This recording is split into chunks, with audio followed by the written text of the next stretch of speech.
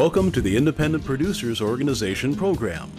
This is the program that showcases independent producers, their productions, and provides a forum for discussing issues which affect independent television producers here in the Pacific Northwest.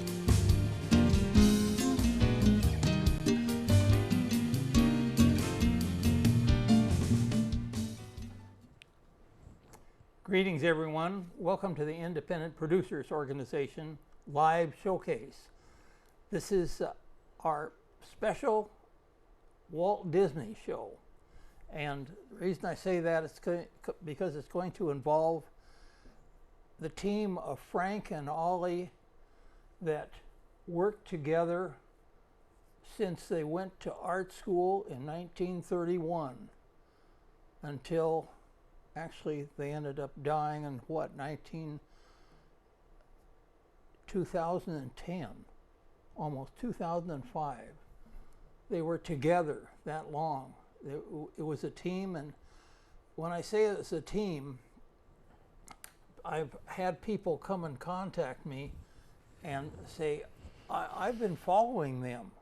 I've watched them. I watched their work.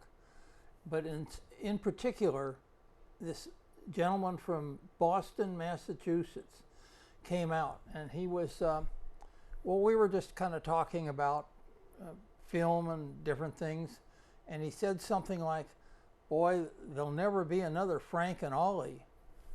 And I said, how in the world did this guy know about Frank and Ollie from back in the West Coast? Well, he probably followed them, but to have somebody come out of just nowhere and say, I knew Frank and Ollie, and I watched them. I watched their work. They were so unique. Now, I'm not actually positive about where to start this time, but I will say my involvement is, my uncle's full name was Oliver Martin Johnston Jr., and my name is Richard Oliver Carpenter. My Oliver was named after my uncle. So I've always thought that was really special and appreciated that. So I want to, like I say, it's almost hard to know where to start, but I think talking about Walt Disney a little bit is the first thing I could do. Probably not everybody that's around has seen the Walt Disney buildings down there, or visited or gone down there at all. But well, I've seen the pictures of the Walt Disney buildings, and I asked somebody once, well, what decided the way they would build that? Because it doesn't look like like all the stories we have, the Bambi and Snow White and all that. It doesn't look like anything like that. It's just a plain structure. Well, it turns out when the bank first loaned Walt Disney money to build that building, he did it in case it didn't work out, they would use it as a hospital. He would somehow turn it over to a hospital. I guess I've always thought that was a bit unusual, but things went on from there to, there is, first, one of the things I want to mention now is that right now, in particular, on the 13th, let's see, the 21st, Sunday, 10 to 11:30, is Channel 22, is the Frank and Ollie show that they created. Actually, the person that created it all was the Frank's son did most of the work on it, and it's an hour and a half. It's a great show, and again, it will be on here Sunday, June 21st from 10 to 11, and Monday, Channel 23, June 22nd from 7 to 8:30, and then Channel 23, June 27th, 4:30 to 6 o'clock rather. And it will, the thing about that,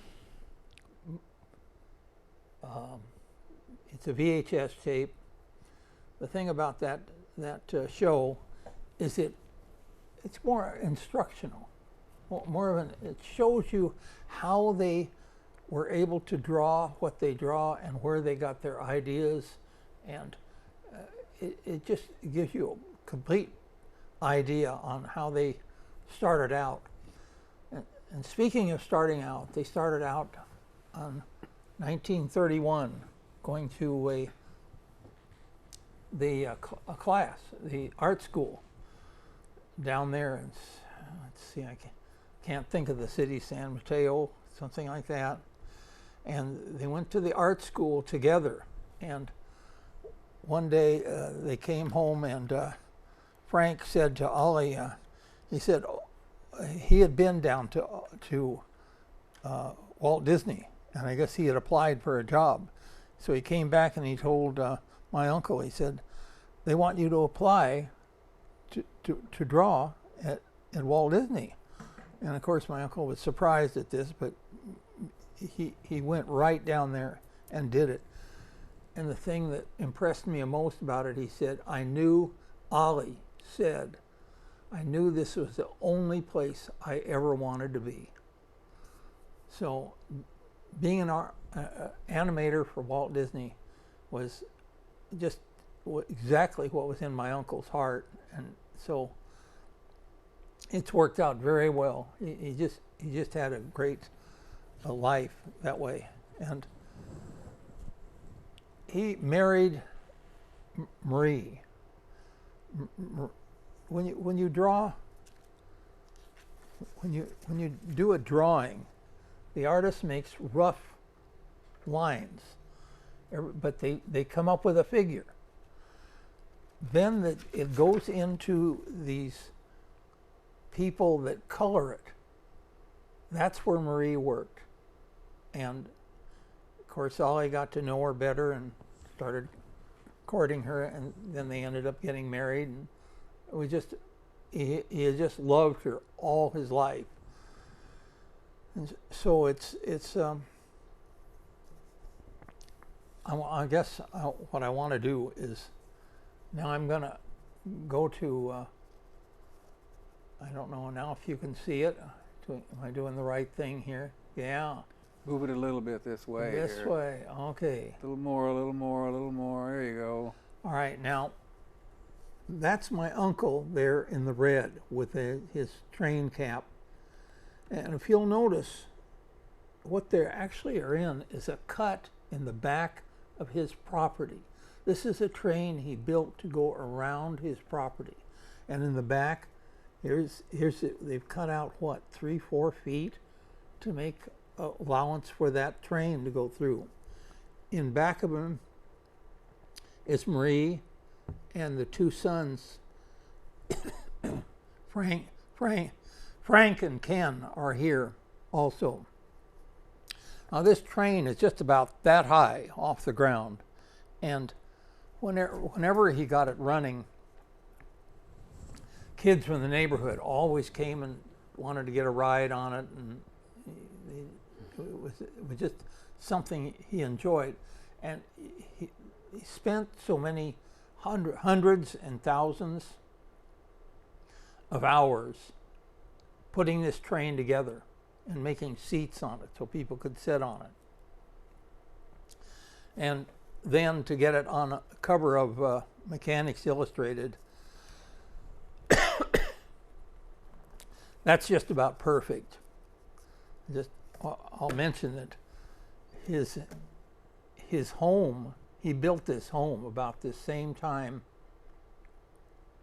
Sunset Magazine did a feature article on it, and somehow I think he ended up getting a subscription all the rest of his life from Sunset for it. But, and then, so anyway, here is this train that goes around Ollie's house. One Monday, I think it was, Walt Disney came over and said, and knocked on the door and said to Ollie, "Ollie, I want to see your train." So he, I think that's one of the ways that he and some of the others were able, they spent so much time making those trains work. Buying trains that, I mean, you can't get trains like this. It's very unique to have a train like that, and actually it made, as time went on, he and Frank, I've got to have some water. Sure. Excuse me. Is this open now?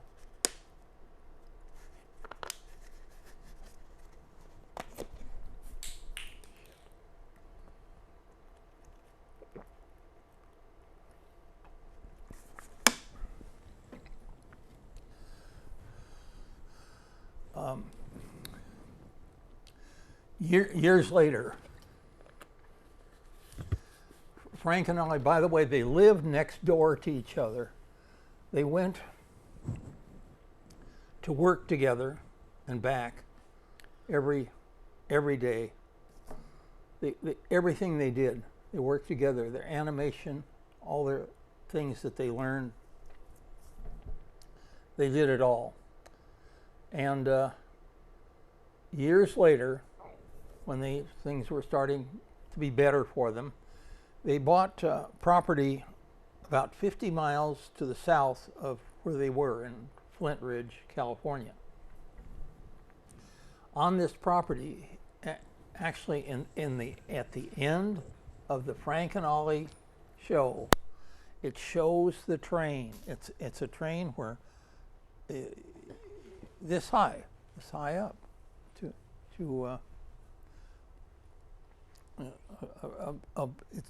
it's like a 3/4 size train or half or something like that, but of course it was to scale, and he searched all over the country for it. And he got the train. Now I want you to try to imagine how good a friend you have to be with somebody that you put, well, I guess the tracks would be about this far apart, that you would put a track around both of your properties, and you would spend time on that train, going around two properties. One is your best friend in the whole world. The ironic thing is that in the end, when they had to sell that property, they had to take that train out. They just couldn't sell it with another person. So they took that train out, and that one particular day, they brought the train. And let's talk about a whole train here. They brought it in to Disneyland because I don't know. I think the rails were about the same size, and they brought it into Disneyland, put it on the tracks. And this was in the morning, of course.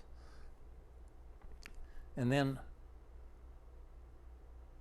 before the day started, someone saw, they were waiting for Ollie to come, and Ollie came in.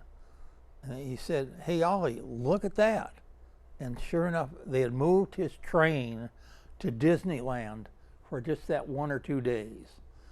And Ollie went over, and there was this door that's very hard to work. And he just took that door and pulled it open like it was nothing. And since then, that train has been removed down to a winery, on a winery property down in California, and it's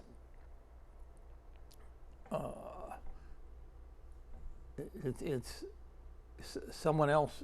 It's the Pixar guy. That's who owns that property, and and has moved the train. So somebody still has the train that Ollie and built and put down there. Well, I suppose I want to get back a little bit. We've talked about how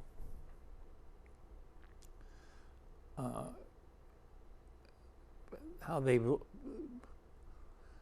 lived together from the very beginning when they went to art school. Frank and Ollie lived together. And they even, like he said, they even used the same razor. And after a while they got out, and I guess they bought a piece of property to move into for both of them. Because if they bought a duplex, so one could be on one side and one on the other, that's how close these people were. And so Frank was always, like I say, always available, and it was such a great friendship. I just don't know how else you can really describe it.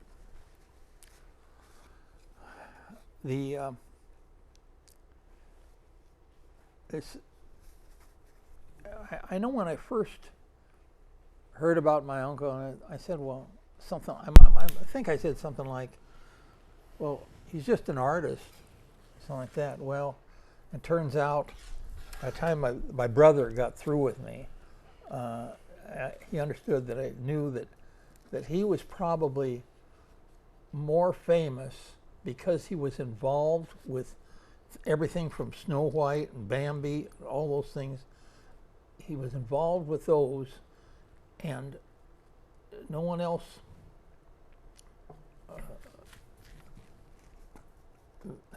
Bambi was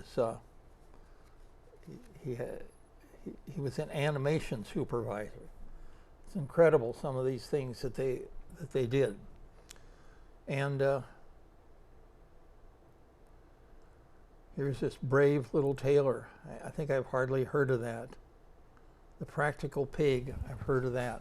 But anyway, when Snow White first came out, my mother took me to the Laurelhurst Theater to see it. I don't know. It was just something. Of course, we would go see my uncle's show, and so that's what we did. That one apparently made money for Walt Disney. As a matter of fact, one of the things that happened during that time was the banker came to see how things were going. They wanted him to come. They were hesitant to ask for any more money to continue Snow White. So they asked the banker to come in, and he came in and he looked at everything, saw everything that was going on, and then he just kind of, shall we say, put on his hat and walked out the door and towards his car. And then Walt Disney and one or two of the people who worked with him went running out to the car after the banker and said, well, what did you think? What do you think of it? He said, just come into the bank tomorrow. I'll give you whatever you want. And that's the kind of thing I think most people would like to hear from a banker. So anyway, that's I always love that story because it kind of indicated, they keep saying that some of these other shows didn't make much money, but they kept it going. They must have kept it going, or it wouldn't have been okay. Some of these things here, Snow White and Seven Dwarfs, he was an assistant animator. Just briefly going to mention what he did here. Pinocchio animator, Pinocchio and Figaro, that means he drew those figures. And Bambi, that was a big one because they were getting into the field of emotion, and it wasn't just draw this and draw that. It was makes things happen that will emotionally affect the audience that's watching.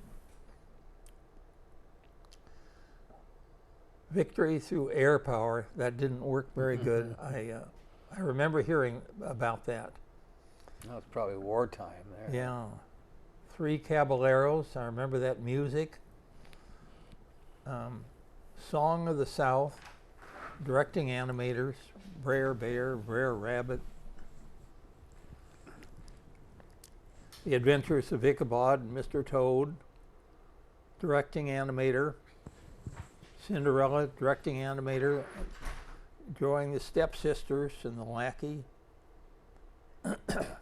Alice in Wonderland. There's many others, but I'm just the ones that are familiar here. Sleeping Beauty. 101 Dalmatians, Stored in the Stone. Mary Poppins. The Jungle Book was a big show, big success for them. They had people that remembered that, and there's part of in one of the sequences in this in the Frank and Ollie. Frank talks about somebody he knew in the service, and he went like this around he rubbed his stomach like this. I think you can. I don't know if you can see me doing, and that's what he turned into to the Jungle Book. Mowgli, or one of those characters, was going like this. In other words, was just seeing things that happen on a daily basis.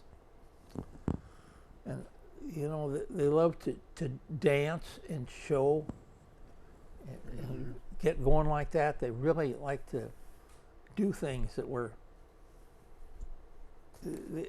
Ollie always told me to animate, do something special with that stuff. I always thought that was great. Well, you're talking about evoking emotion, but it looks to me like some of them drawings, you know, the faces are very emotional. They're not just bland cartoons. And this is all done way back before the computer graphics and all. These were all drawn each picture was drawn hundreds of times just to show the movement. Mm-hmm. It's incredible work. Yeah. By the way, I just want to mention that I'm Richard Carpenter, and this is Jim Lockhart, my co-host, and I appreciate his being here to keep me going. And give you water. Huh? Right, that's right too. Well, you've got a lot of information here. This is just fascinating. They all lived down there, probably in L.A., and lived. What was it? In 1937, I think was the first one there, and it goes through. I forget what it was. 70. Some of those I've heard of, and a lot of them I haven't. Oh, okay. Well, whatever it is, he's just as likely be in charge of it, or. And while we're on that, I'll just mention one of the things that right about 1965, I think that's when Walt died, and I cannot describe how this devastated those guys, but especially my uncle. I didn't talk to Frank the same way that I talked to my uncle. I call up my uncle, and I don't know what we're going to do. Or this is terrible. I just don't know what we're going to do now. So that gives you an idea what. Well, somebody figured out what to do. They kept going. Yeah, they did. That's what they have to do. Sometimes there are just people there that. Well, we're going to keep doing shows. We're just going to keep doing it, and they seem to be more successful now. And they had a breaking point there a while back. I'm not sure. Well, it probably doesn't take much in the field of finance and all that kind of thing. If you need to have something happen, and if you don't get money under the right circumstances, you're devastated. You're ruined. A couple flops in a row could do it. Yeah, it can ruin someone's career. I imagine it could ruin a bank account as well. That's right. That's right. When I think about animation, I always think of Fantasia. Oh, okay. with Mickey Mouse and the sorcerer and the Oh, waves yes. and Oh, all yeah. that. There was a lot of imagery in that probably made it into the consciousness of Americans. It just A lot of them were. It should have been. It was so good. It should have been, but apparently it just wasn't. You know, as I recall, Walt Disney spent time with those either composers or the band leaders that he got to do the music there, and that's what put it together. You know, so very. Except for Fantasia. I think Fantasia was a Tchaikovsky or some kind of Beethoven or some kind of existing work. Well, yeah, I'm not sure, but I think that's the way it was. The Pastoral Symphony is Beethoven, yeah. So that must. A lot of those images have made it into the American, you know, like Bambi and Fantasia and Cinderella and Sleeping Beauty. I mean, you know, these are just part of people's lives. That's right. That's right. A lot of I think about. I don't know that I've seen Bambi more than once, but you sit there and you think. There's Thumper with his great big feet. Oh yeah, that's right. What you doing, Bambi? I always think about that one. I think if I'm going to ask someone what they're doing, that's who I think about. And of course, he knew how to go tearing down the hill in the snow, and they're better protected in the wind. But Bambi did the same thing, and then he apparently grew in the sequence of the theater of the show. In other words, as time passed, he became a full deer. That's not what you call a deer. It's a stag, maybe. Stag, yeah. He became a stag, big one. Well, I know Mickey Mouse. In the earlier, I think he was originally called Mortimer. Yeah. And then they changed his features, making him more childlike. Oh. As time went on, made him more appealing. You know, more rounder face and smoother features. Mortimer was really kind of a whole different thing. These things, you know, they grew with America as well as being part of the scene. They grew and created the scene as they went. And you know, as you mentioned, he died in 1960. I'd forgotten that. A lot of this was done long after he passed. I'm not sure if it was 60 or 65, but it was in there somewhere. He had been doing so well on the shows. He talked about the shows at a weekly program. I'm trying to remember the name of the show, but he did have a weekly program. He just on television. Yeah, he was so active and such a driving force behind all the people at Disney. It was, like I say, it was just devastating to them, but positively to my uncle.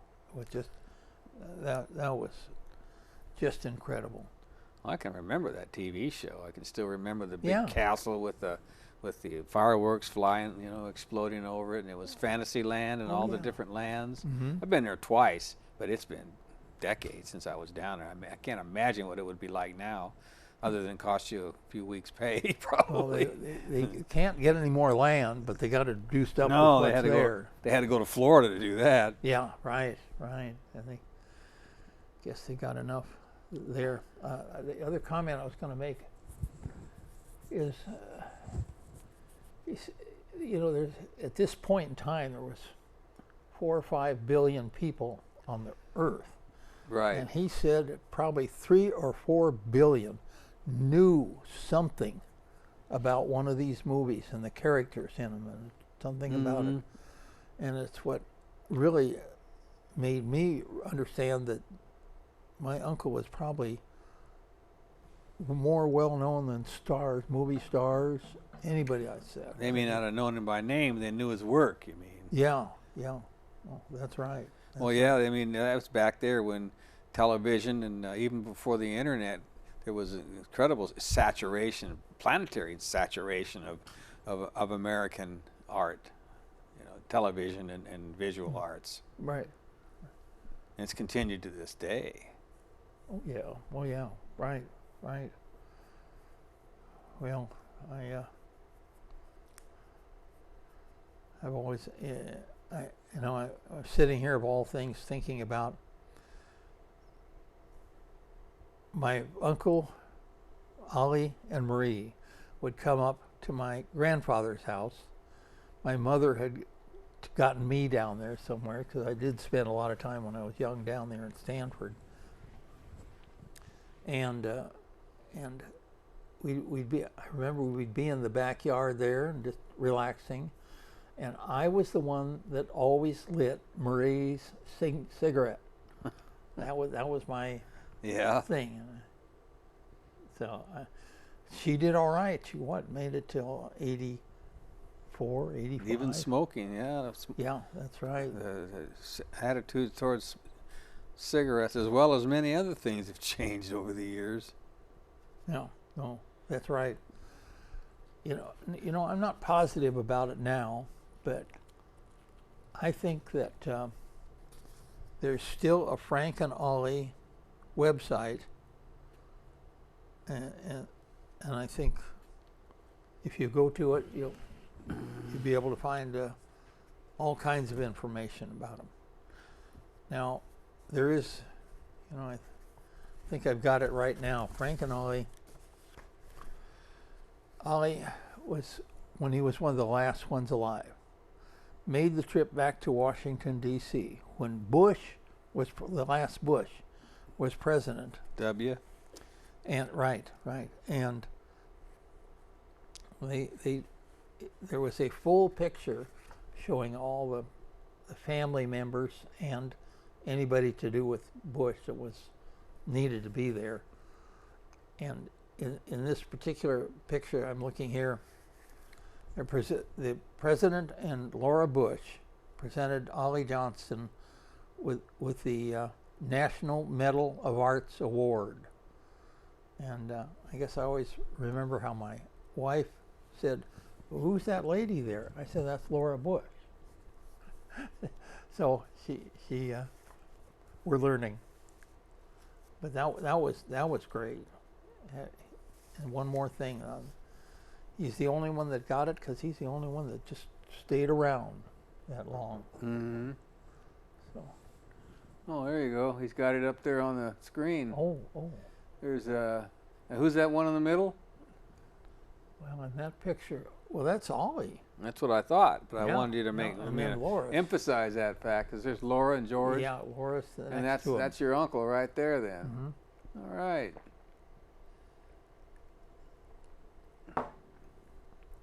Now is that both of them, Ollie and? No, that particular. No. I think what we're looking at here is the pictures that are on the internet. Now, if you have just three people. Our switcher fella in there, he's on the stick today, getting that information and those things up so quick. Yeah. Well, this is history, I'd never thought about it. I just take for granted the animators, they're not something I ever thought about. Oh, okay. And I can understand how a lot of people probably feel the same way, and it's really good to put a little bit of texture and nuance to these people's lives and incredible work that they did. Yeah, that's right. That was great getting a medal of it wasn't a Medal of Honor, Medal of Arts. That's pretty high up there, though. Oh yeah. We were really proud of that. Now, then of course, I probably need to kind of jump to when he died.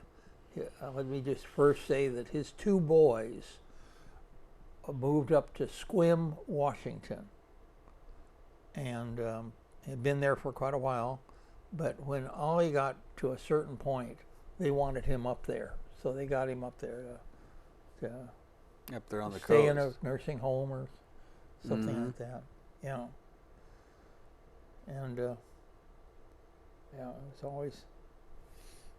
But they spent so much of their life doing all this stuff, all this anime, doing stuff like that.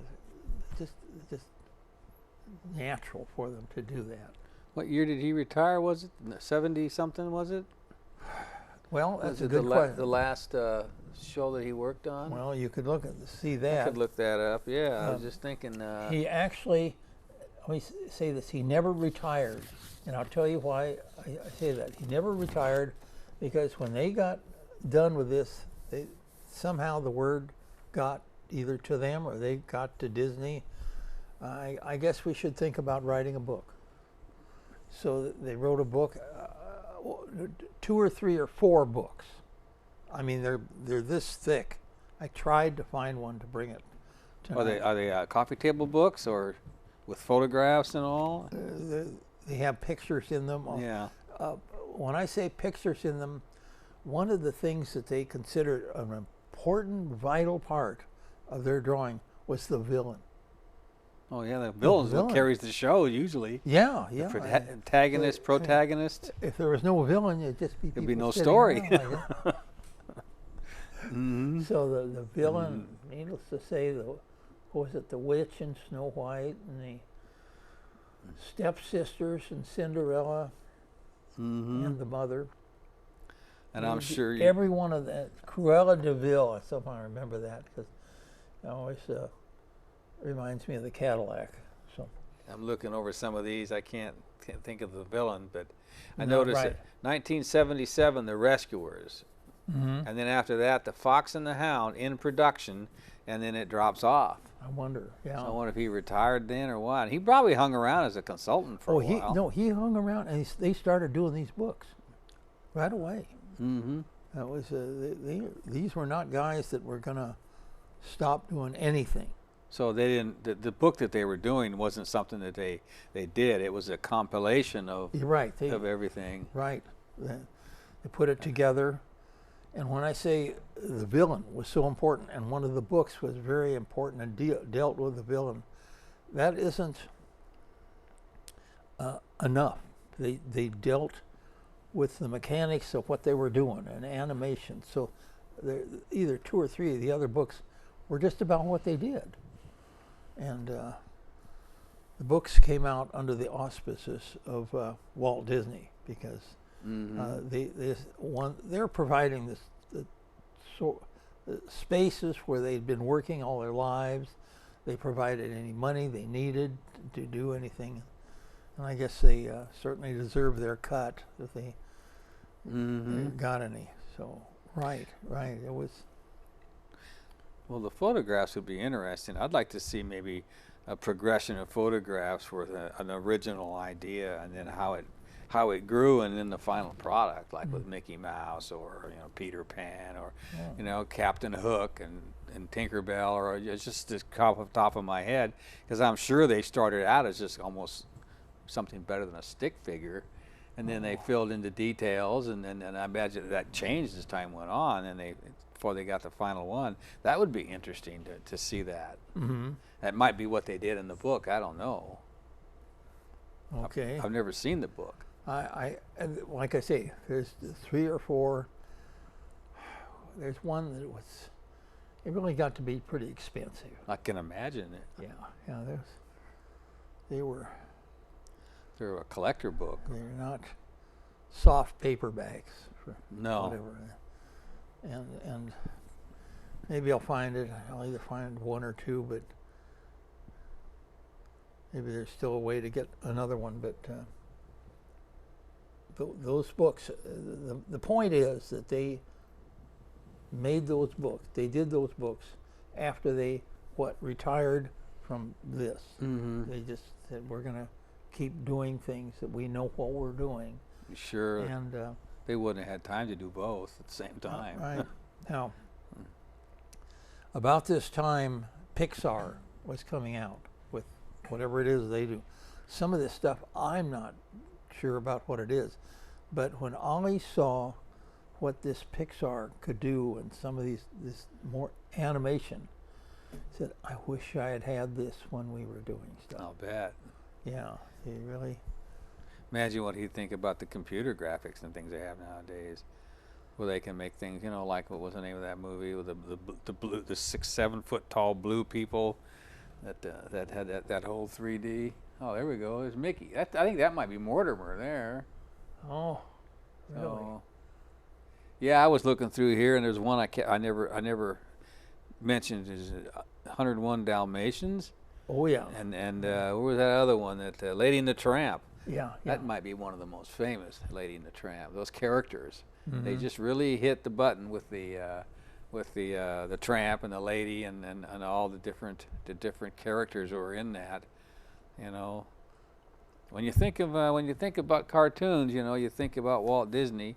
Think of Tom and Jerry and Woody Woodpecker and some of these other ones from some of these other studios, but I guess they're from other studios. I'm not sure, but Disneyland and the whole Disney situation is just it's Winnie the Pooh. I mean, some of these are just like they're Americana. Yeah. That's right. People, Even though some of them I've never heard of. oh, right. They might be just me that hasn't heard of them. They might be well known. Because my cartoon days and things like that were over. By the time the '60s rolled around. Oh. Got married. Still liked cartoons. Hanna-Barbera and Rocky and Bullwinkle. I mean, there's been a lot of them over the years. Right. No. That's right. I hope I covered this thing about trains, because Ollie was so much into trains, and he ended up taking a train across from, say, Seattle, across the United States, just to be in the train. They were able to travel a lot, of course, and when they did, then they could get in those trains also. I would imagine it. Doing one of these movies just was intense hours, many hours, and then when you got through with one, you probably had a break before you started another one. Yeah. It would seem to me. So you had time to travel. Well, right. He just, if they didn't make money, they wouldn't keep doing what they're doing, because this is a lot of pressure and talent. Especially how much is talent? Especially after Walt Disney passed away, and then it passed into people that were probably more into making money. That's right. Than Walt. Walt was probably content to pass, to just trudge along and put out a good program and a good movie, and then have one that didn't do well, and the next one would. But I bet after he passed away, that whole thing changed. It became more of a business. At least that's typical, anyway. It happened with Fred Meyer. It happens with any large group that business process that goes on. Right. I'll tell you, it's Walt and being the driving force. It's like they said when he came into the room, and if there were a bunch of animators in there, he could just inspire them. Because that's what he was supposed to do. Well, to me, he was probably, thinking about it now, he was every bit as much of a great inventor as Henry Ford or Edison. Oh, absolutely. He's just in a wholly different dimension. Dimension's the right word, but a whole different canvas, so to speak. It wasn't machinery. It was animation. It's not that different in some ways. Yeah. The creative process, I mean. No. Yeah, I remember. He was. I was really surprised when he died. I don't know if he died that young. Maybe he got started later in life. I don't know. Walt? Yeah. I don't know. I always thought it was interesting how he came upon the story of Snow White and the Seven Dwarfs. I mean, I've never seen that Those story characters. any other way. Those characters, yeah. Except the way that he got it. And said, well, here, I'm going to put together there'll be no woodsman. There won't be anyone but 7 dwarfs. Sneezy and Dopey. And there'll be an evil witch. Mm-hmm. And in the very end, the prince. That's right. I've forgotten the prince. You know, you're talking about the villains. Well, there's always the prince. Oh, okay. Whether it's the tramp or the prince, Well, you know. Cinderella, Oh, definitely. there we go. There's the witch. Well, he sure comes up with those quick. Well, that brings me Yeah. back about 50 years.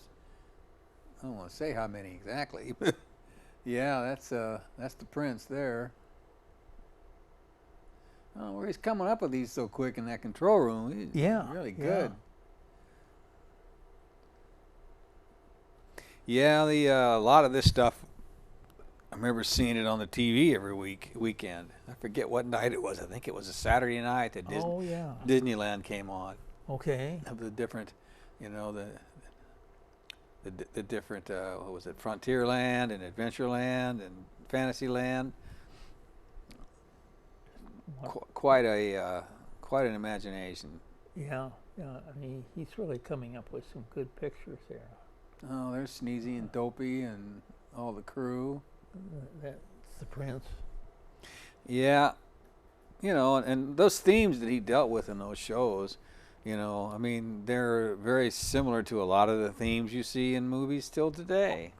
I mean, you know, you have, you know, drugs and gangs and all the different things that go on, but it's still that same basic structure, like you say, the villain, the protagonist, the antagonist, you know, the damsel in distress that needs the strong man. I mean, those things haven't changed, although they're starting to erode a little bit to where the roles of the men and the women are changing, which is good. It expands the area for creativity, which, you know, he didn't do all these characters himself.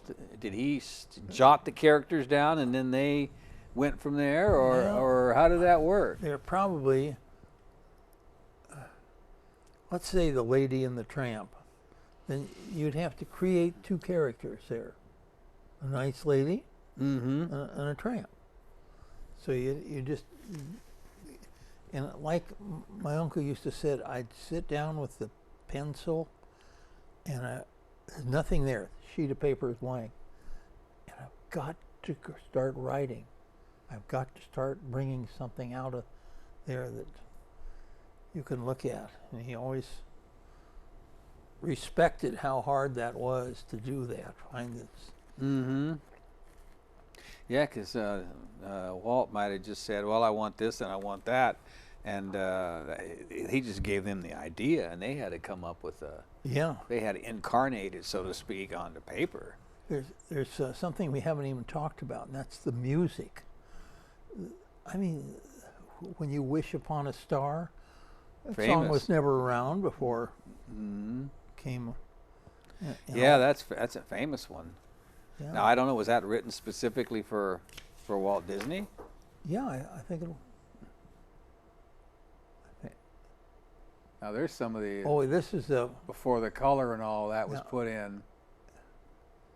Wow. Yeah, that's right. Before the color. This was I can't remember animal love scene. Yeah, I can remember that. Gives her his meatball there. Well, there was that one, and then there was the one in the Jungle Book. Yeah. When the kid finally had to leave, and the gal, her eyes went like this. Oh yeah, them to big old him to Cocker come. Spaniel eyes. Yeah, right. I don't know who this fella is behind us there. You know who that is?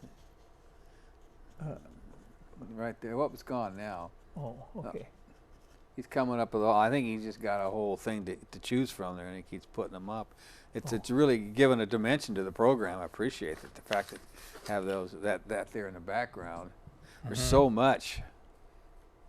You know, this is. I wondered when you said you were going to do something on Walt Disney. I had no idea, but there's so much depth to this. Yeah, and like I say, I'm short on finding all the things that I would have preferred to have. We had a box full of stuff, and well, I can imagine. I asked her, I said, where is everything else? So I'll look for it later, but that's all right. We're covering a great deal of it right now. from everything to the books that they did, and Was your uncle and your dad the only family members? Did you have other uncles and no, aunts? Ollie is my mother's sister. Wait, did I say that right? No. Oh, oh, Ollie is his a brother. brother, Right, yeah. right. And she always wanted to know what he was doing. That's right. So it was my mother that got us to go down to, like I say, down to Stanford, and that Ollie would come up on their vacation. And Stanford's in San Francisco, not Los Angeles, isn't it? Stanford's on the way down the On the way down. peninsula. Yeah, yeah. All right, I remember those. Oh, Is that from yep, Lady and the Tramp, the Bully Cats? oh, really? Is that what that is? Yeah. Well, I don't know if they're bullies, but they're. And they're, you know, these characters, So they're what- animals, but they're really so human. So you've seen those, and I haven't. Yeah, I recall that. that's right. Yeah, that's, I guess, was probably the most endearing. What's the word? Anthropomorphic. Everything is actually human, and these characters are human. They're not animals. Right, The way they right. behave, and you know, the way the way they carry on, and all the different parts of the plots and everything. It's very human.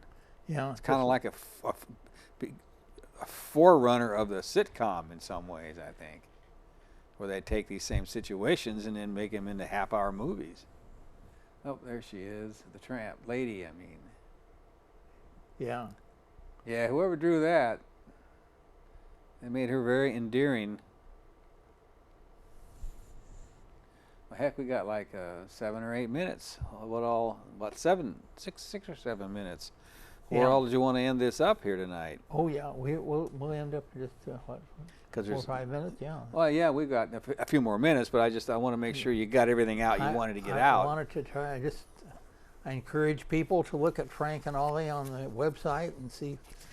Maybe you'll see something, find out something Oh, I don't know. I'll bet there's a lot of information there. You know, watching these old movies on TV, sometimes I'll get curious about some of these old stars, Jane Russell or whoever, and I've yet to go onto the internet and not find one of those old stars that doesn't have a website. And so, you know, they starred in movies, they were famous, but these folks, in some ways, that you brought us to this show, they're probably, even though I don't have the profile, they're just as famous in their own way, if not more. I don't know why I thought of Jane Russell, but you know, there's a lot of stars have been. It's Channel 301 that plays a lot of these old movies back into the 30s and 40s, and I get, you know, Tyrone Power, Errol Flynn, all these names. Oh, and yeah. you know, they're famous as just like these movies are famous. That's right. That's right. And these, there's no such thing as a age barrier or PG-13. There's no such thing as that. Everybody can see a Walt Disney movie. Sure. It'd be interesting to see, talk to a young kid that is old enough to articulate, to see what he or she feels about, say, Lady and the Tramp or Jungle Book, compared to what you know our memories of it would be. I bet they're very similar. Of course, now you know it might be changed in time, but back then, if we could remember that far back, that it would be an interesting juxtaposition of effects. They even have Donald Duck. So Donald Duck was Walt Disney. Oh, he's Walt Disney, but Is he? he didn't come into any of these virtually. No. He seemed to operate with his uncle. Was that Mortimer? Mortimer Mouse. And the three little three, Huey, Dewey, and Louie. Mm-hmm. Yeah, And Uncle Scrooge.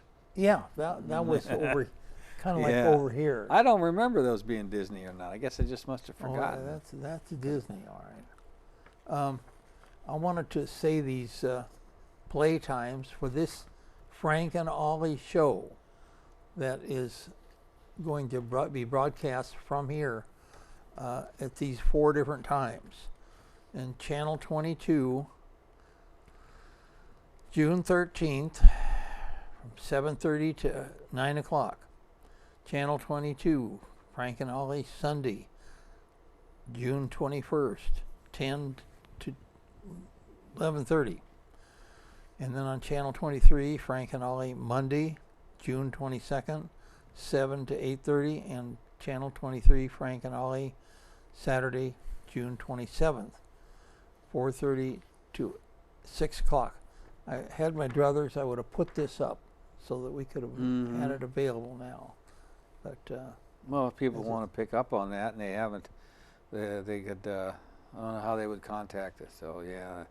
Well, hopefully they were able to write that down. Or they could go, the Portland Community Media, last time I looked, there was really no real good way to get into and find out what was playing where. I don't know if they ever fixed that up. Should be able to just go on the site, type in a name, and find, search engine and find out when it plays. But I don't know if they've ever been able to do that or not. oh, right, that would be nice. It would be. It'd make it a lot easier to be able to find what you wanted. But sometimes those databases are hard to implement. Definitely don't understand the technology enough to be able to do that. I have a hard enough time with this technology.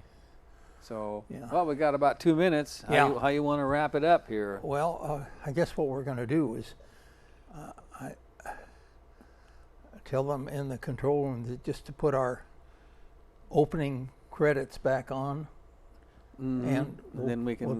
We'll come in with the.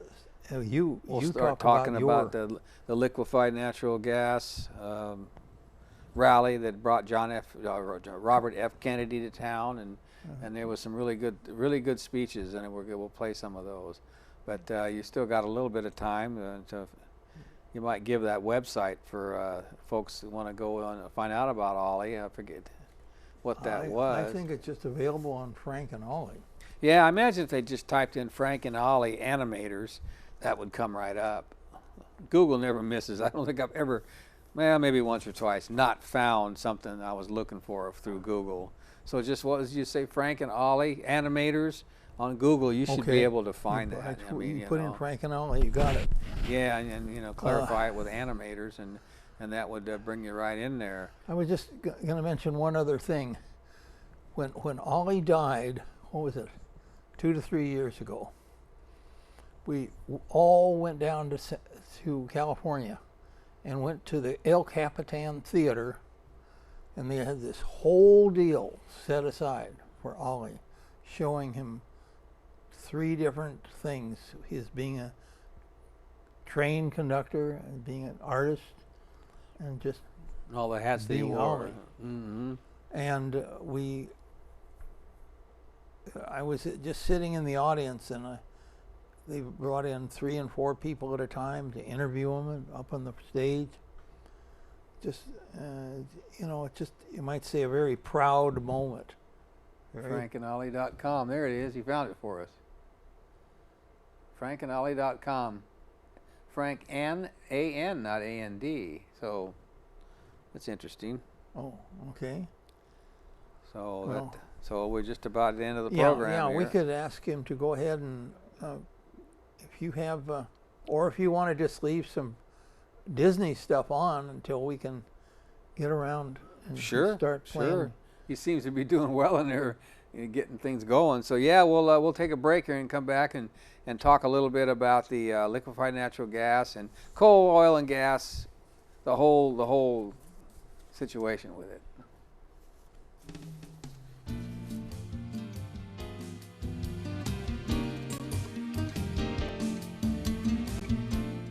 You are watching the Independent Producers Organization program.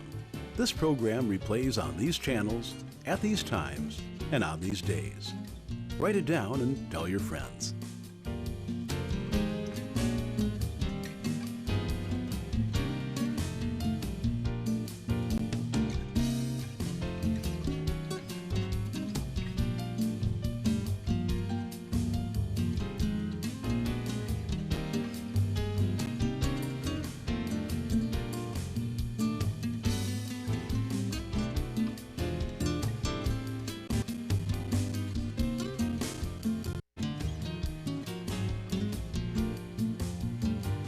Welcome to the Independent Producers Organization program.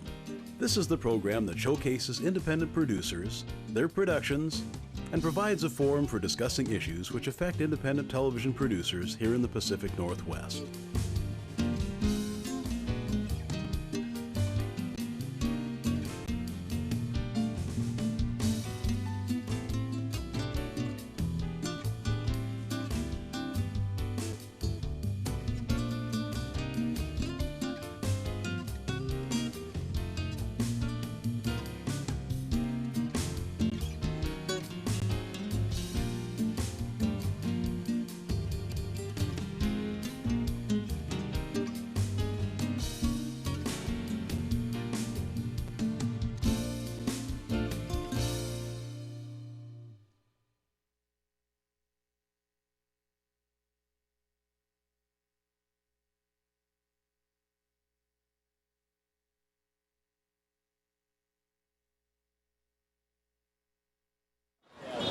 Regardless of what others claim, the cost for the structure's outrageous.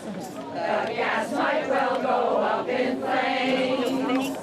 More pipelines, huge pipelines, not what we want for our nation great. No deadly toxins, we protest before it's too late. The money should be used more wisely for wind or alternative fuels. Renewable sources are urgent.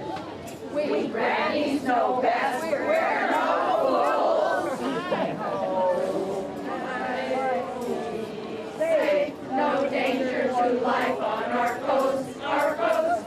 Speak up to stop them. Our health is what matters the most. More pipelines, huge pipelines, not what we want for our nation great. No deadly structures, we can protest before it's too late.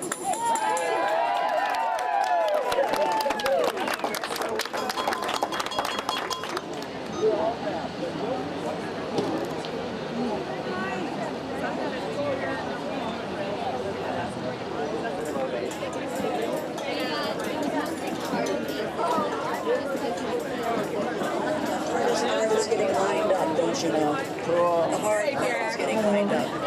That's okay.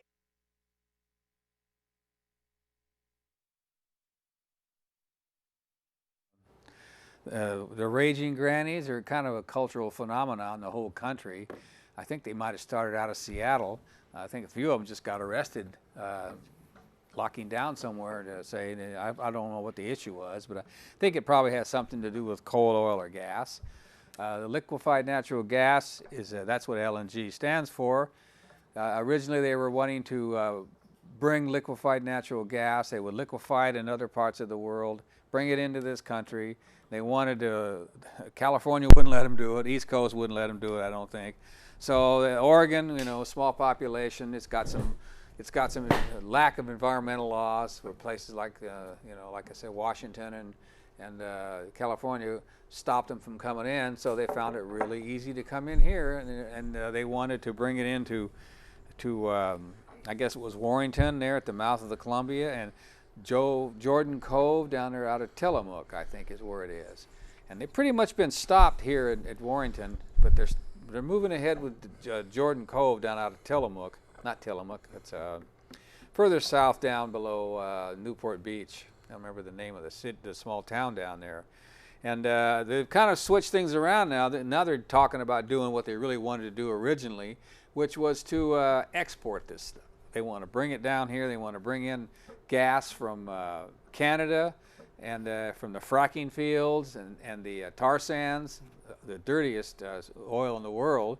And they want to bring it down with trains and barges. This is coal and this is oil. And they want to bring the gas with new pipelines in, and then they want to ship it overseas. And a lot of people say, well, this is a good idea because it's a bridge fuel. It's not as bad as coal. And there's a lot of reasons why this is not true. And there was this rally that the grannies were singing at. They always have such clever takes on some of these old songs. and there was speakers. Bill Bradbury, I believe, was one of the speakers. You recognize his name? He was Secretary of State or something a while back. Okay. And then they brought in the high-powered guns from the East Coast, Robert F. Kennedy Jr.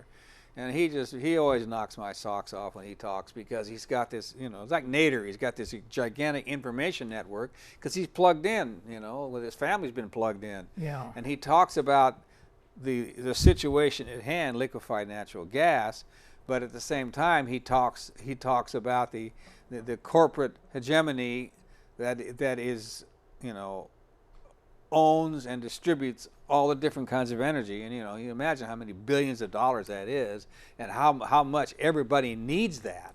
And they want to stay on the coal and oil and gas rather than spend any type of effort or money on the sustainable wind and sun. And there's a lot of other ways we could be going. What do people say when say we need this to survive? We need this to keep warm. What do the protesters? What do they say? Well, hopefully somebody will address that, because like I was saying, there's a bunch of different speakers. But in 1974, I think when I first came up here, that's when gas went to $1 a gallon, and people were getting in fist fights in gas stations and all that. And there was movements put into place right then. I think it might have been Carter that was giving credits for people to put the solar panels on their houses and all this different things. He put some solar panels on the White House. And if we'd have continued down that road back then, 40 years later, we wouldn't be doing it. It's because the energy companies, kept forcing us down this road, and so we're in a position now where we need that energy, and nothing has been done all these years where we could have done it. What do these energy people say? We want you to buy oil. What is it? Well, Kennedy will talk about that in a little while, how they're working on locking these things in, like the Trans-Pacific Partnership we've talked about before. It's an international agreement from a lot of the countries in the Pacific Rim, and if that was to pass, it would lock us into in such a situation that a corporation could sue a city or a state that had environmental laws that kept them from making a profit. Interesting. And this has been happening with NAFTA. This has been happening all along, but it accentuates that and makes it even more so. And so that is, they may not say it that way, but that is locking us into a specific thing. If we tried to pass, like this just recently when Pembina was stopped. Pembina, Well, if the Trans-Pacific Partnership was in, and Canada wanted to sue us because we kept them from making a profit, kept them from bringing their oil, or it was gas, propane, from bringing their propane down, they could sue either the state of Oregon or the city of Portland, and that is exactly what's happening. It's bringing the power of corporations up equal to or more than the sovereignty of individual nations. And this isn't a Republican or a Democrat issue. This is across the board, and they're fighting this right now. It's already passed the Senate, I think, and the House is where it will be stopped. But that's kind of an aside. But that's just an example of how we have been locked in. I remember when Nader was here a few years ago, he talked about how General Motors spent a lot of energy pulling up the trolley tracks in all these different cities. So folks had to have gasoline. They had to have transportation with petroleum, and that locked us into that. And it was very successful at that. And so there's these folks on these speakers. I don't have the order in front of me or anything, but Bill Bradley speaks. Different people speak, and Robert F. Kennedy just nails it.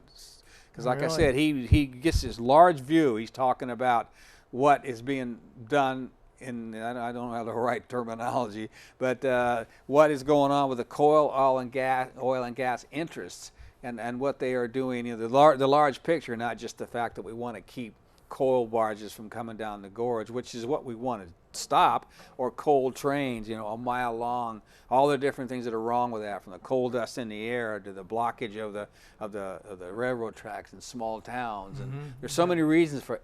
But there's reasons why the whole thing is a problem, because of the carbon footprint.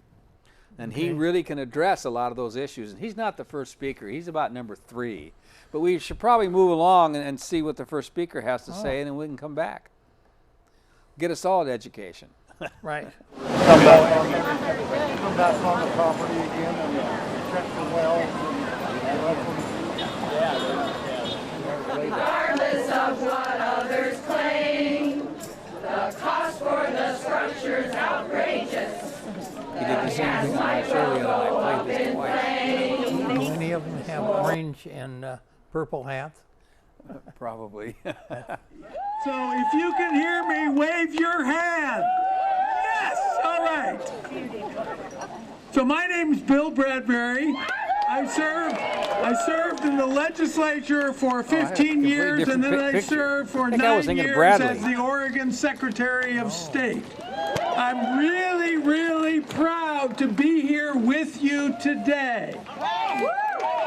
I have spent the last 8 years traveling the state of Oregon talking about the impacts of climate change, global warming, and the impacts it's going to have on the Northwest. I think we all know that climate change is caused by greenhouse gases building up in our atmosphere. And when that happens, it traps more and more heat. And that's why we call it global warming. Global warming causes a lot of different things, but one of the things it causes is ocean acidification, which has already cost the Pacific Northwest oyster industry $110 million and jobs. Jobs in places like Coos Bay, Oregon, where the oyster industry is damaged by global warming.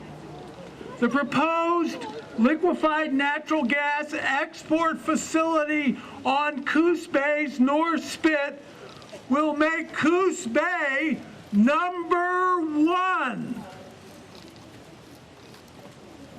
Now you might ask, #1 what?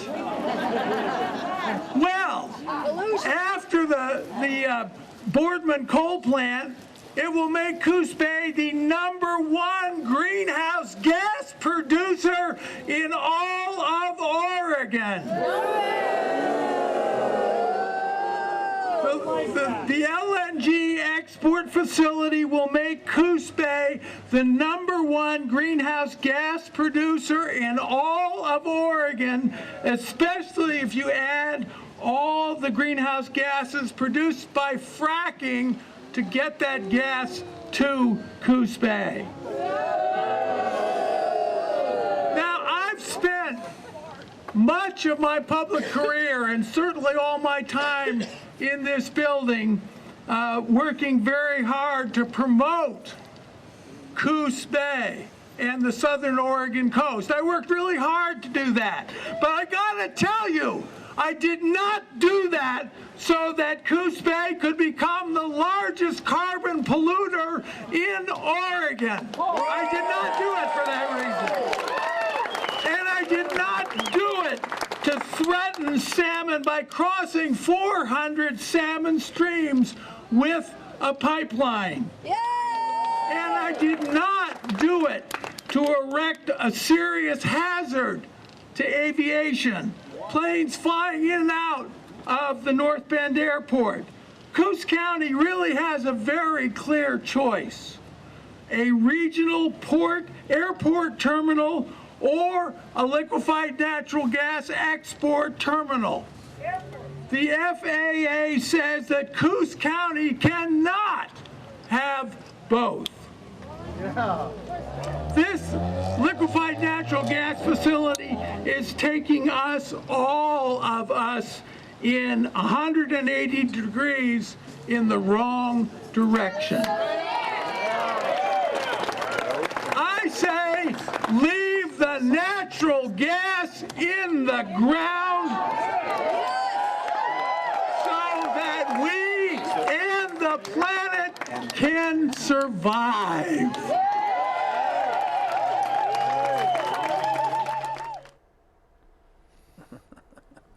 Well, I don't know why he was so shy about it, huh?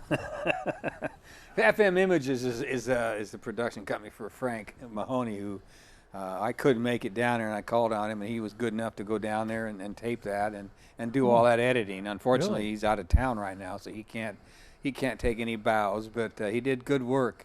And each one of these speakers is up for, this next speaker is a couple of minutes. And that was an ex-Secretary of State, I believe. And he's on board with this. He's on board being against it. And, I don't know if anybody's going to address your concern, what are we going to do? We need energy. Well, like I said, if we'd have jumped on it 40 years ago, we wouldn't have this. We wouldn't be in this place right now. We wouldn't be global warming. But we are here right now. And, yes, people need to get to work. They need this. But, slowly but surely, hybrids and all electric cars are electricity's got issues because, the dams and the nuclear and all the different ways they make it. But, that is a conundrum. We need this energy. Our whole civilization is built upon it.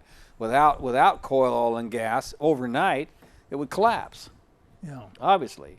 But you can be moving in that direction, and rather than building more of these propane places and terminals of this and coal trains of that, they could be putting a lot of that energy into and finances into finding better ways to do it. I mean, look how far along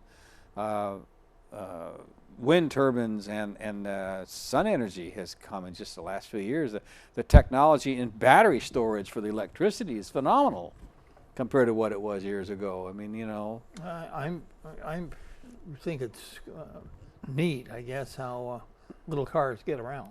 They get around and they're fast, and they, whether it's a hybrid or a pure electric, more and more. Like at my bank, there's a thing where you can just back in and plug in and charge it up. I don't know how this works if more than one person wants to use it, but these are all things that get nailed down as we go.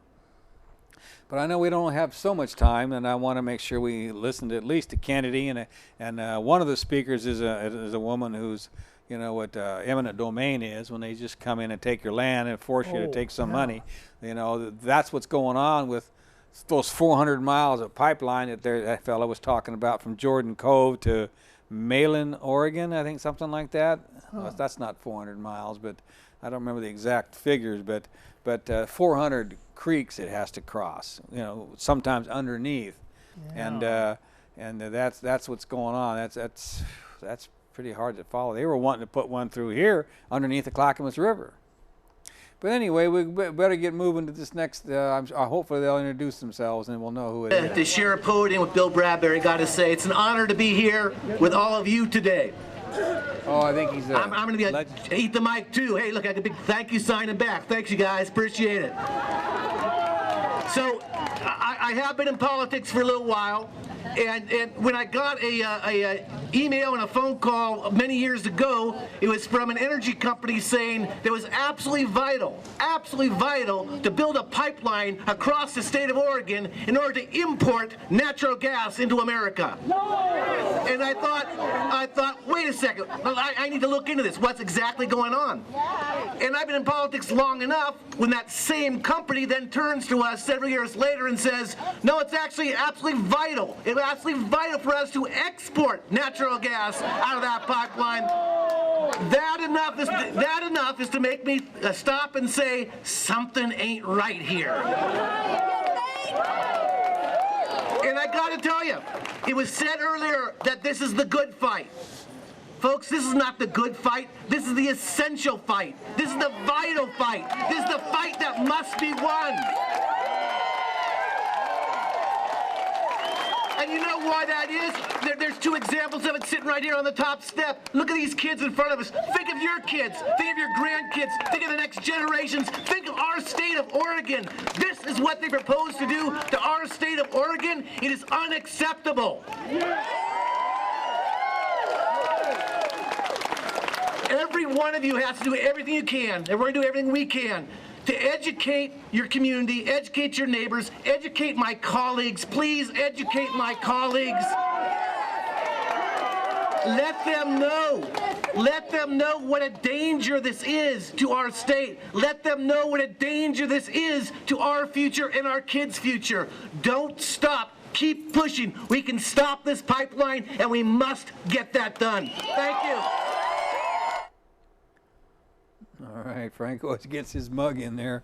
So that was a state senator or representative of some sort, and he looked into it, and we're going to find out in this next clip from Kennedy what exactly the danger is for this state, and for any state that continues down this unsustainable, aside from global warming, just unsustainable, and it just puts us down a road that we're going to run out of this stuff eventually. Yeah. You I know? just wondering about that.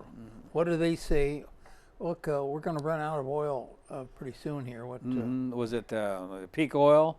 Yeah, and that's why that's why the president, the Obama, is signing, allowing, was it Shell to go up to the Arctic and drill, which, there's been some Greenpeace people up there, and they had big protests and kayaktivists, as they call themselves, up in Seattle because the big, whatever that big monstrous thing is that they move up there, like the one that sunk out there in the Gulf of Mexico a few years back and just destroyed all that wonderful beach up there.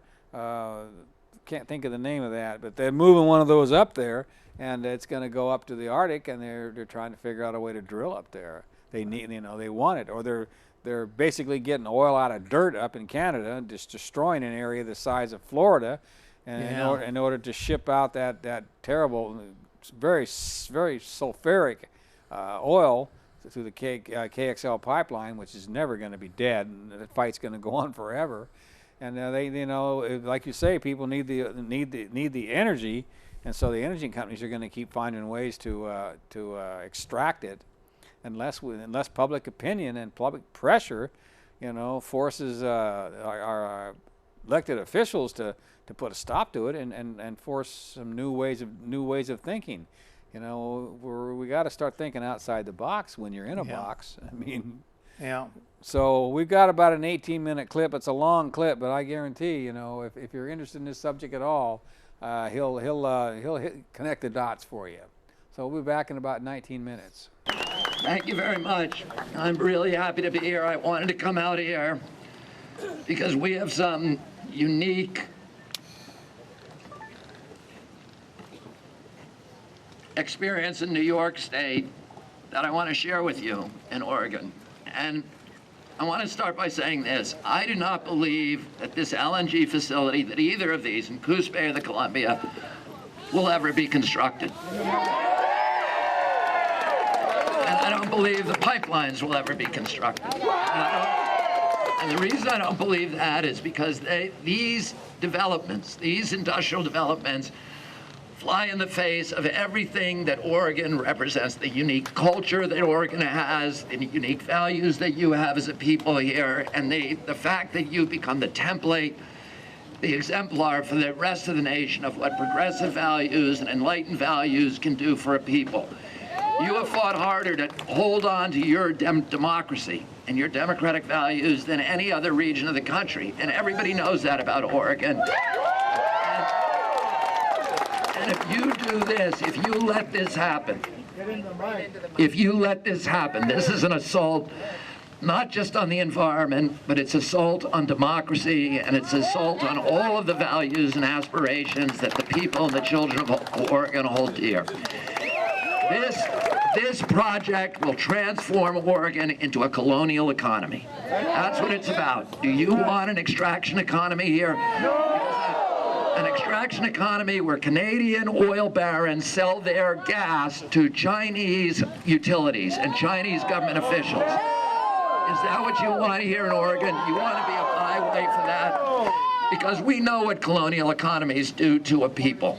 They create an oligarchy, what we call a corporate kleptocracy, where there's a few very wealthy thieves and corporations at the top, and the rest of it, and makes a few people billionaires by impoverishing a few Canadian oilmen, Calgary oilmen billionaires, by impoverishing the people of Oregon.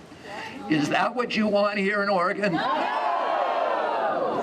So I'm going to tell you this, that in 30 years as an environmental advocate, I have recognized a truth, which is wherever you see large-scale environmental destruction like the kind that they're planning in this project, you'll also see the subversion of democracy. You'll see the corruption of public officials. You'll see the capture of the agencies that are supposed to protect the rest of us from pollution. You'll see the destruction of transparency in government. You'll see the subversion of the press in some cases. You will see the destruction of local control and local sovereignty. And you will see the theft of property by large corporate entities who now control the government using political clout to trample our private rights of speech, of assembly, and ultimately to hold private property. And I want to ask you this. At what point in this country did we create the right of eminent domain for private foreign billionaires to take our property away without paying us? Is that something that's part of the American experience? Isn't that why Europeans came to this country, to get away from that in Europe, where big, powerful people could come and take your property away? Well, that's what's happening here. And, you know, I look at this and say, at least when the government takes your property, they have to show that there's a public benefit. Right. But where's the public benefit here? Well, there's 145 jobs in Coos Bay, and that's a good thing. But it's going to steal jobs from the rest of the state. And the benefit of those permanent jobs is not commensurate with the environmental damage that's going to be suffered by the people of Coos Bay from the destruction of those salmon streams, which is going to happen. We have pipelines all over New York, and guess what? All pipelines leak. That is a law of nature. And when they build them, they're going to destroy that critical habitat, and they're going to damage the environment. But they're also, we know this, they're going to aggravate global warming. This isn't just going to be the biggest power plant and the biggest global warming gas emitter in Oregon. It is going to, if you look at the life cycle of fugitive emissions from extraction and drilling to transportation to production and to liquefaction and degasification and redistribution, the whole life cycle of that product, they are leaking so much gas that it makes them a much greater emitter of greenhouse gas than coal does. And they're not going over, they say, well, we're going to go over to China and we're going to displace coal over in China. Well, there's no guarantee of that. Show us that on paper before you do that. Because I can guarantee you they are not going to displace coal in China. They're just going to add another greenhouse gas that is worse than coal. Absolutely. Oh,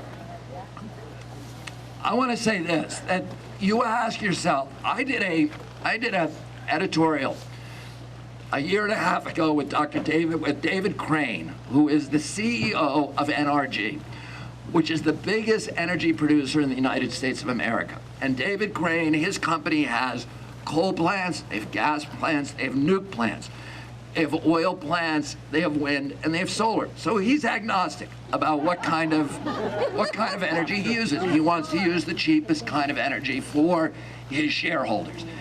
And what he said in that editorial for the New York Times is that in 30 states in the United States, if he has to spend $100 million on a new power plant, he will put that money into solar. And this was when gas was at a historic low of $2 per 1,000 cubic feet. And so, well, he is doing that. And but the gas, and all of the carbon incumbents understand this relationship. And we, the solar and wind energy industry, can now produce electrons and deliver them to the consumer much cheaper than the incumbents, than the carbon cronies, than wind, solar, or nuke. So, I mean, than coal, oil, gas, or nuke. So what do they have to do? The only way that they can hold on to their market is through using political clout to obtain massive subsidies for themselves, and the World Bank or the IMF just announced that trillions of dollars that they get in subsidies to the carbon industry every year. That's socialism. And yeah, it's socialism. It is a cushy socialism for the rich and a brutal, savage capitalism for the poor. And that's what they want. That's the vision that they have for Oregon. So they know that the only way that they can hold on to their market advantage is through political clout by distorting the marketplace and giving themselves an advantage in the marketplace. So you wonder, why is it that the Koch brothers are putting $900 million into this presidential race? That's just their beginning bid. That's as much as the Democratic Party, and it's as much as the Republican Party. Why? Are they doing that because they love our country? Are they doing that because they're great patriots? Are they doing it because they love democracy and they want to see it function?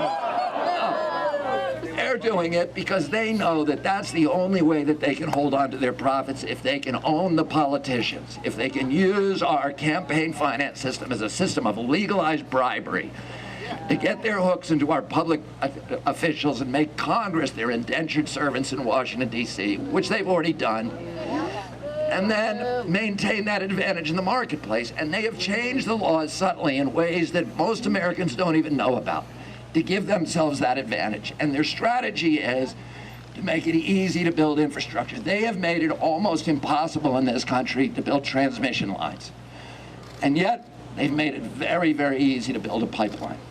So in the last 10 years in this country, we have built 16,000 miles of pipeline and only 600 miles of transmission, which is the media that we need, the wind and solar needs, to get our product to market. So they made it almost impossible for us to get our product to market because they know we can beat them there. But they made it very easy for them to get their product to market. And what does it do when they build a pipeline? What does it do? It locks us in. It fortifies their market and their business model for the next 20 or 100 years. You know what kind of contracts that they have to get this pipeline financed? They have to have at least 20-year contracts. That means that no matter how cheap solar and wind get over the next 2 decades, somebody is going to have to burn that gas. Somebody's going to have to. Legally, they have to, or they have to pay that company money. So they're trying to build these big facilities that are going to be there for the next 100 years, and that are going to lock us in to this antiquated, destructive, terrible business model for 100 years after it's archaic and after any economic rationale has elapsed. And you know what? California has said no. We're not going to do it. Washington has said no. We're not going to do it. Vancouver, British Columbia, has said no. We're not going to do it. So they see the weak target as Oregon. Are you going to let them do it? And they've called. Should I repeat that? Okay. They said, California said no. Washington said no. British Columbia said no. And they see the weak link as the state of Oregon. Are you going to let them make this the weak link?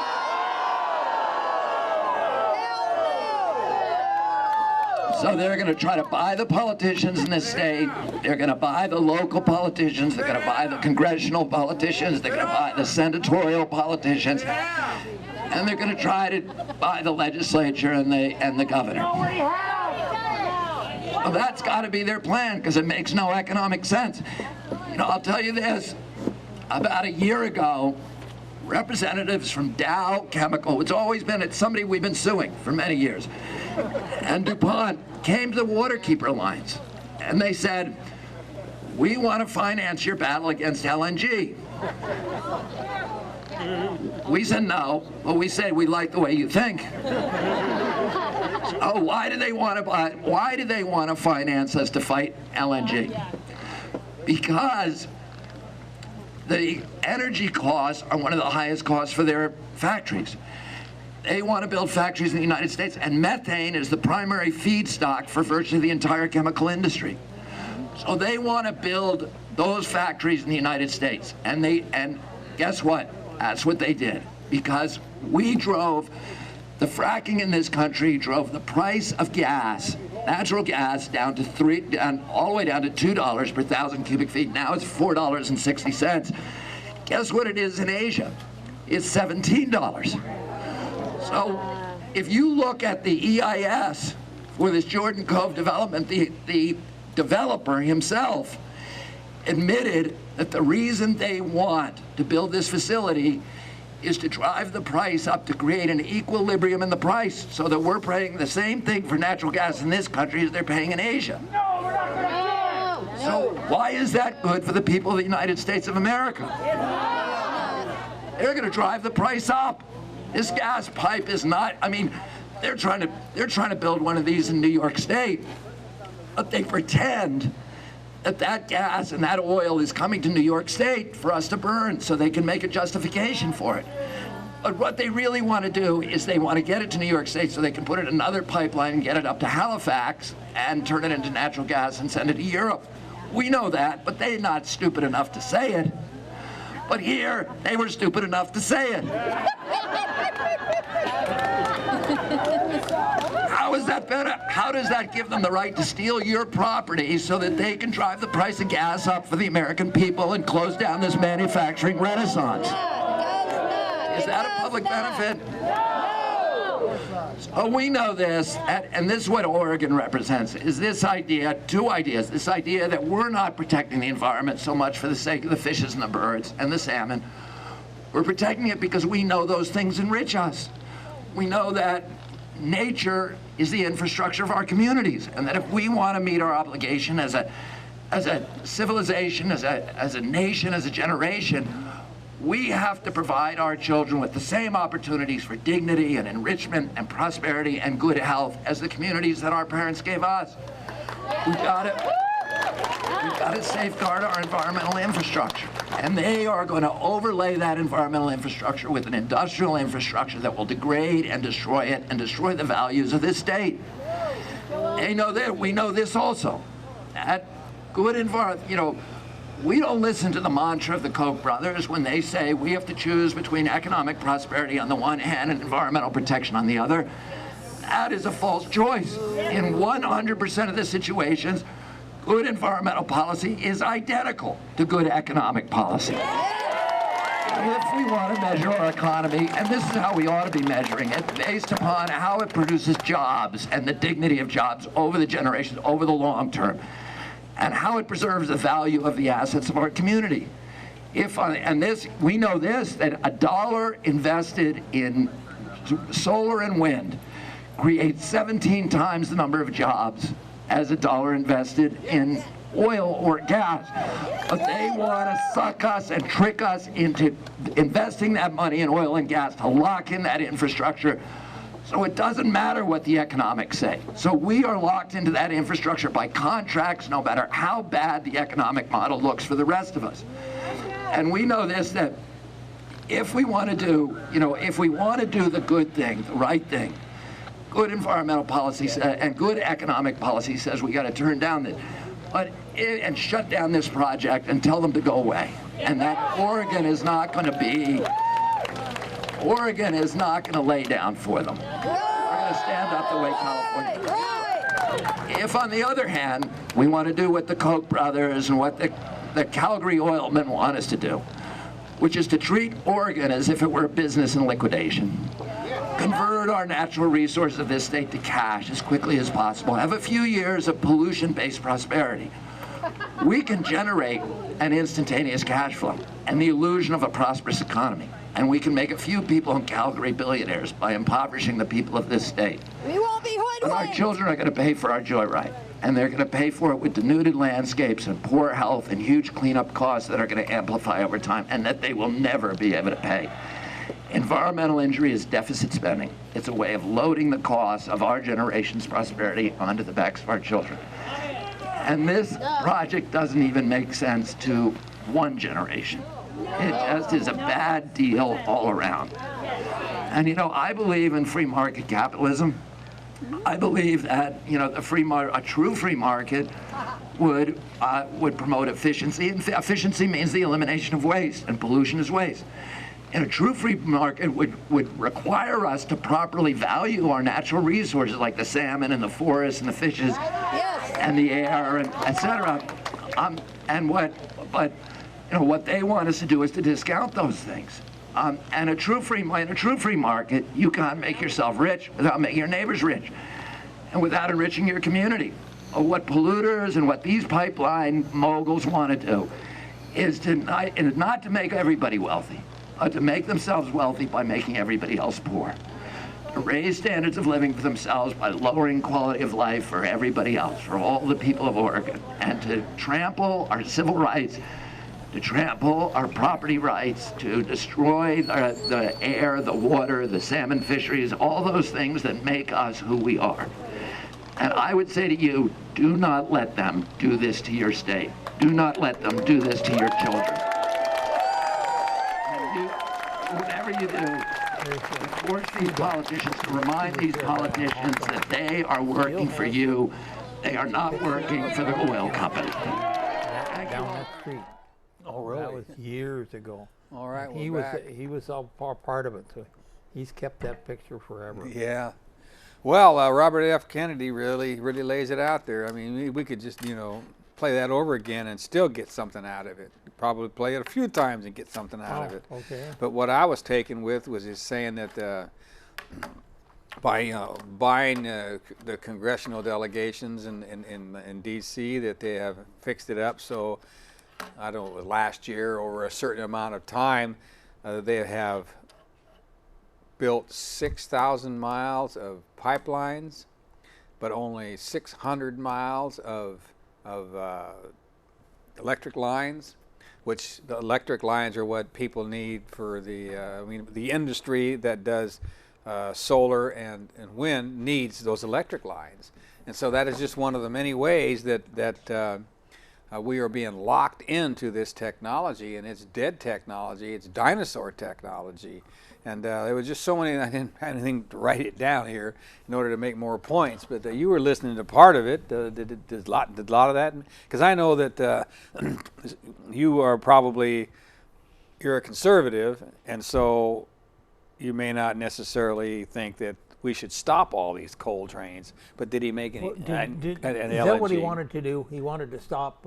He wanted to stop this liquefied natural gas from getting a footprint or a foothold here in Oregon. Right. And you need to listen to the whole thing, and we don't have the time to do that. But not again. Right. But you need to listen to the whole thing to hear his argument from front to back, and it's a very cohesive and a very integrated argument that.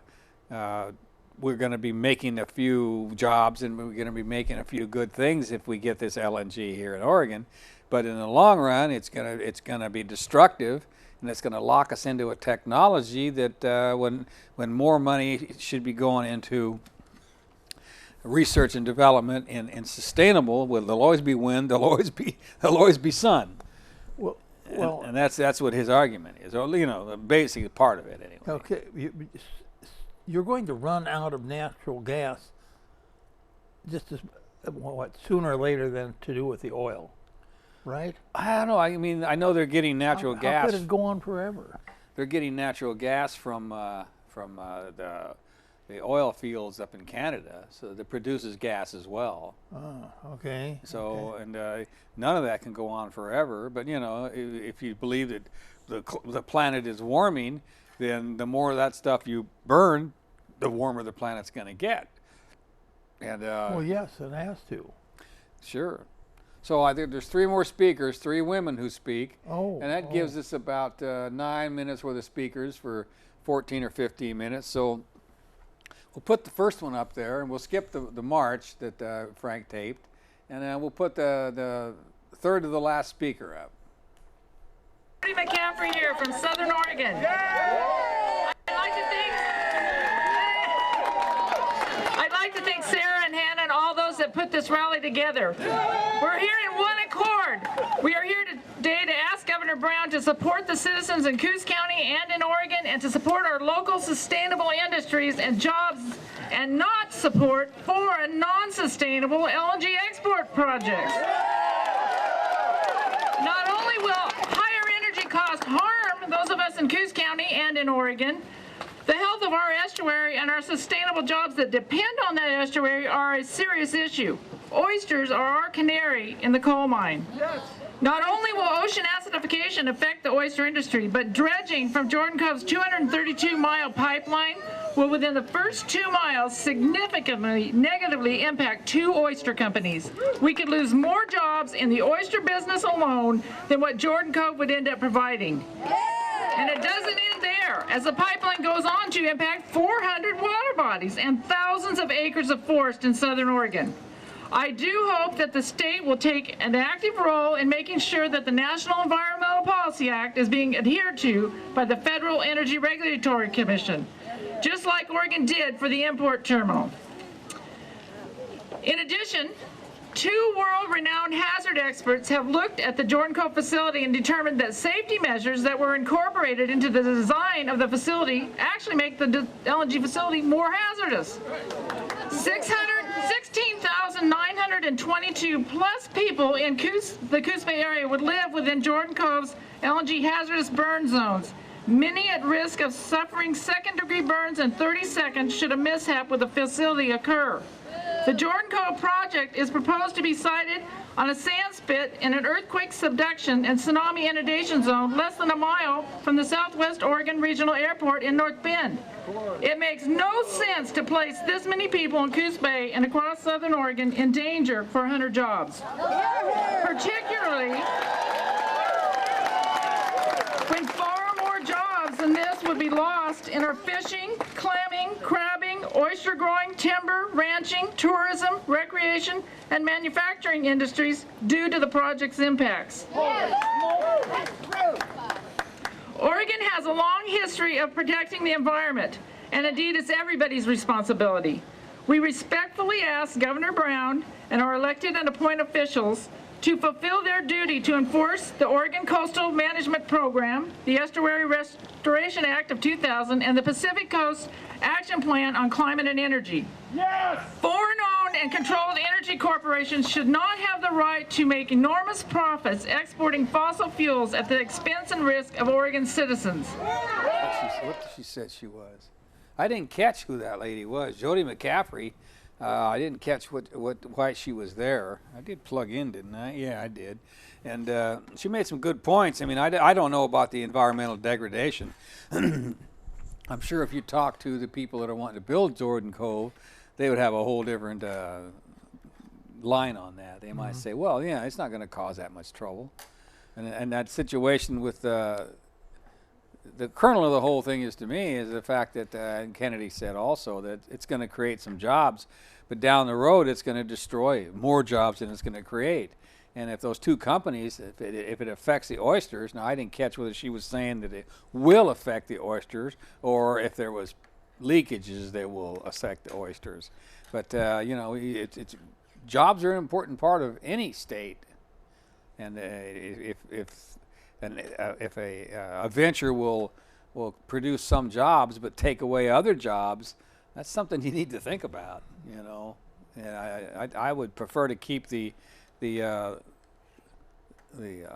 oyster or whatever they were doing down there that they haven't been in business for years. I'd rather see it continue down that road than to get into an unsustainable energy project like that. But anyway, that's just my take on it, and I think we have another speaker coming up, and we'll put that on there when they get a minute. We got about 9 minutes for 6 minutes worth of speakers.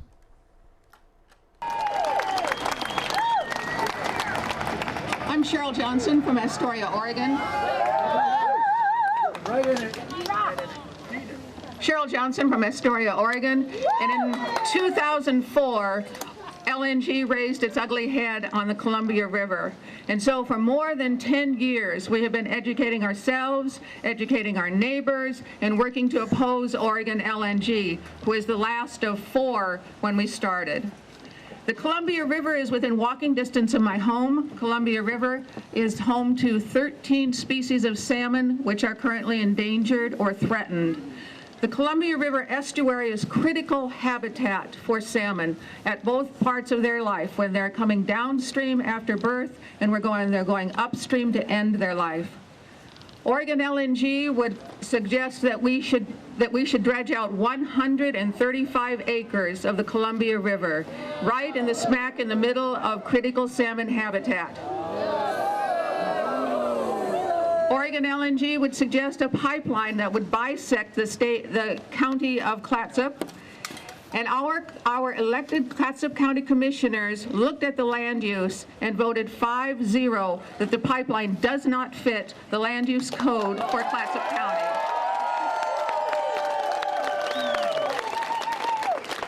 Peter Hansen, who is the CEO for Oregon LNG, said that they don't need Clatsop County's permission and that they don't care what the people think.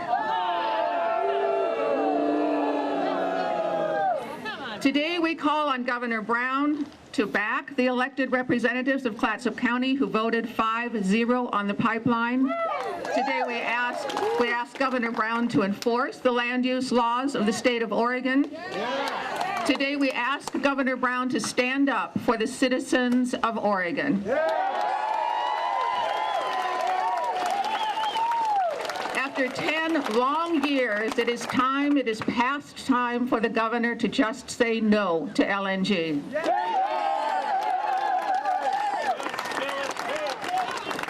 The Columbia River people say that we are in solidarity with the people of Southern Oregon. I was very pleased and honored to speak behind Jody. They sometimes call us two sides of the same coin. We want to cross the finish line together. We believe that LNG terminals and pipelines do not belong anywhere in the state of Oregon. Thank you.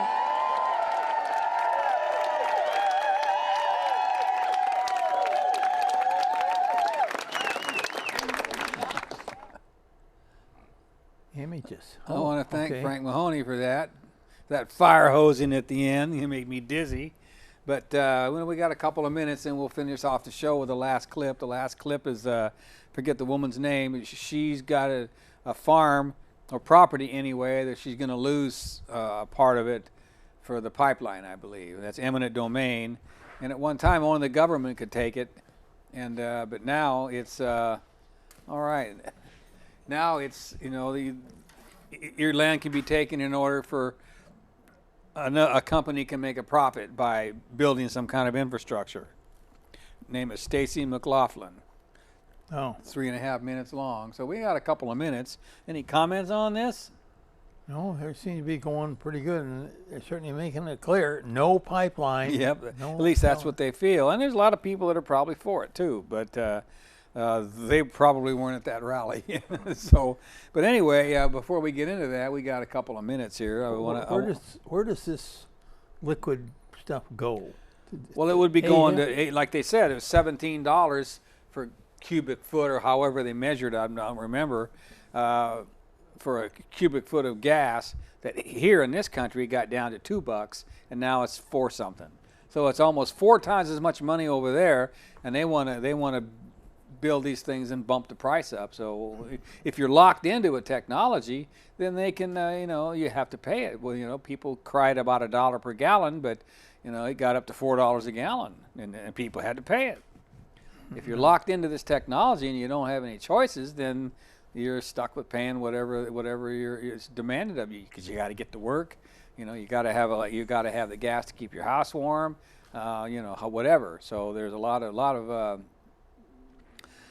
if you're locked into a technology, like I said, it's terrible. It's and that is just business. I mean, don't talk about it being good or evil, but that's business. You try to get it in such a way that your product is necessary to people.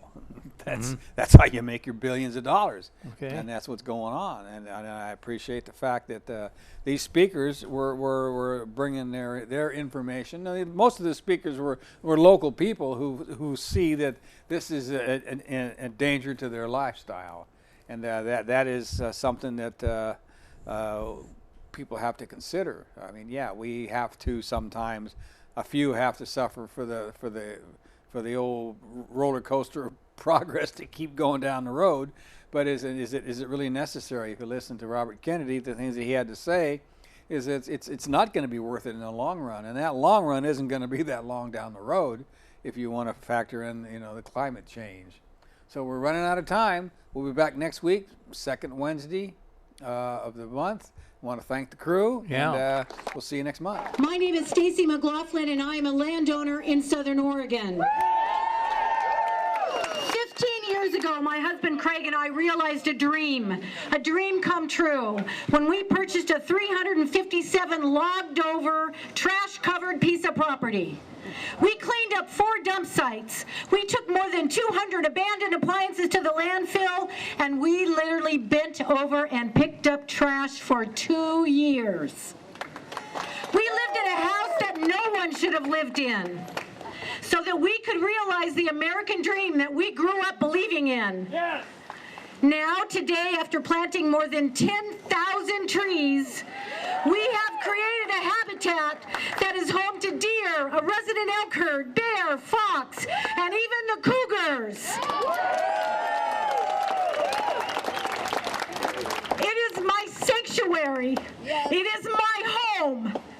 I served 30 years in government, and throughout my entire career, I believed in the fairness and the power of this system, and that it served the interests of all the people.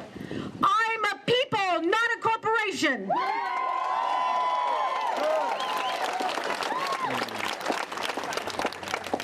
Two years ago, we woke up to the nightmare from our dream, to the realization that a foreign Canadian corporation could enact eminent domain to take our property, to ship fracked gas to Asia. We woke up to the reality of what our country has come to represent. A system where our elected leaders are bought and paid for by mega corporations, more concerned with the bottom line than the safety, health, and welfare of the people. Corporations own the regulatory system, and the deck is stacked against me and you. That's right. Today, across this country, the people are rising up, and we are saying enough. Yeah. That's why I'm here today. I have had enough. I have had enough of corporate bullying. Yeah. Yes. Everyone here with me, the other landowners, have their own story. Frank is a veteran who served this country to protect us from the very threat that we face. John is a former fire chief who spent his life protecting his community. Each one of us wake up every day wondering if there is anyone who has our back in the fight to save our homes. Our county commissioners did not have our back. No. Congressman DeFazio has not had our back. No. Senators Wyden and Merkley have not had our back. No. We are here today to ask Governor Brown, have our back. No. Governor Brown, have our back. Let me hear it. Governor Brown, have our back. Louder. Governor Brown, have our back. Thank you for being here. This is Oregon's future. Thank you, Stacy, and thank you so much to all of our guest speakers. Everyone has an incredible story to tell, and we're very grateful that we have folks from all over Oregon to tell their stories.